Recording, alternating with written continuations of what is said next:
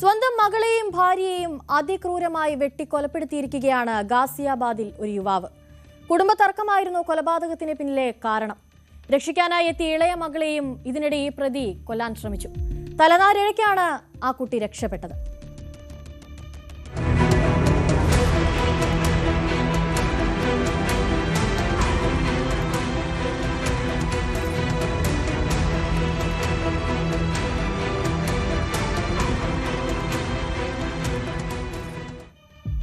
ഇന്നലെ രാത്രിയോടെയാണ് ഗാസിയാബാദിലെ ഘോഡ police station പരിധിയിൽ ഈ രണ്ട് കൊലപാതകങ്ങളും നടക്കുന്നത്.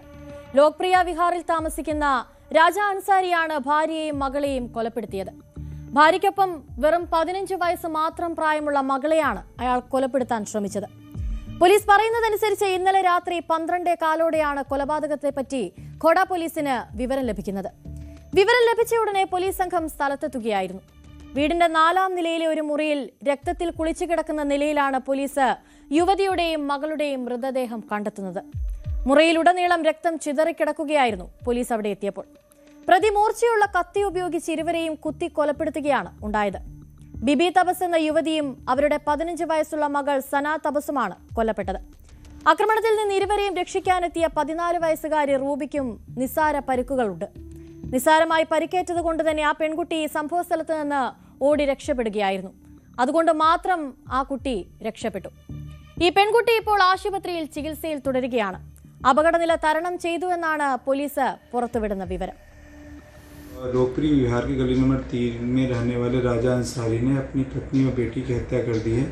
इस सूचना पर थाना कोढ़ा की फोर्स तथा मेरे द्वारा तत्काल घटनास्थल पहुंचा जाता है। तो जांच पड़ताल में तथ्य प्रकाश में आता है कि राजा अंसारी जो मूल रूप से अररिया बिहार का रहने वाला है, अपनी पत्नी बीबी तबस्सुम तथा अपनी 2 बेटियों क्रमशः सना तबस्सुम व रूबी तबस्सुम जिनकी उम्र क्रमशः 15 वर्ष तथा 14 वर्ष है के साथ गली नंबर 3 में मकान के 4थे तल पर रहता था।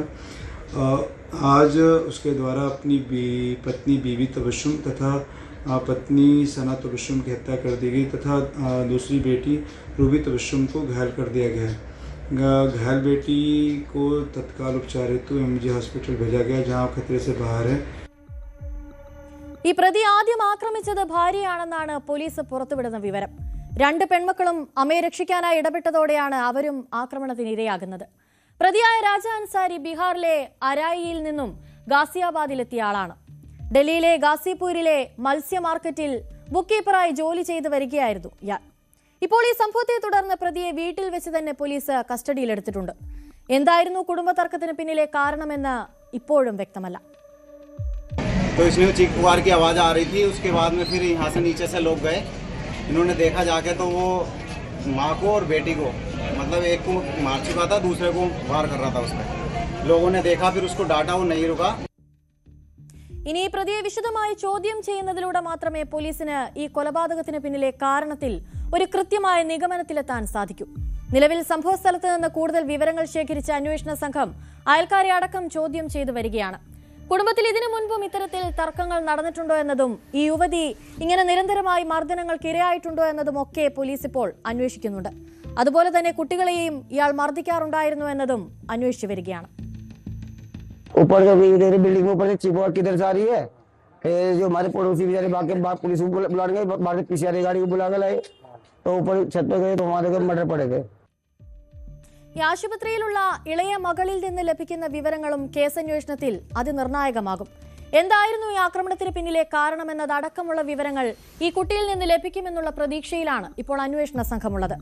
ഈ യുവാവിന് ക്രിമിനൽ പശ്ചാത്തലമുണ്ടോ എന്നതും പോലീസ് അന്വേഷിക്കുകയാണ്.